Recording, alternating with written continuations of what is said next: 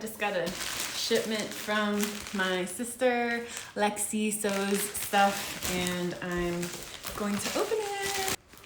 I've been awaiting the finalized PEMF Pouch prototypes for a while. And oh, look, a package inside of a package.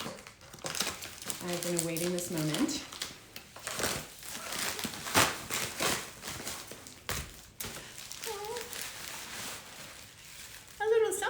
Not sure what that is. And oh man, there they are, the chocolate mocha pouch.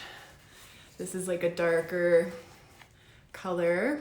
This one, the zipper's in the middle, but we decided to put the final zippers up top. But this is one of the original prototypes.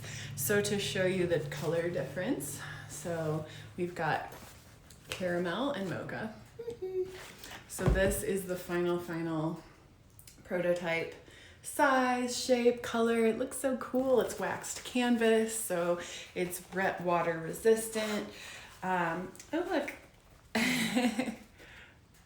Lexi's business cards, very cool.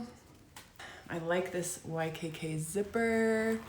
These were hard to find apparently, so in the right correct length, and it's really nice. It zips and unzips really well. So here's another of the caramel color pouches that you can hang.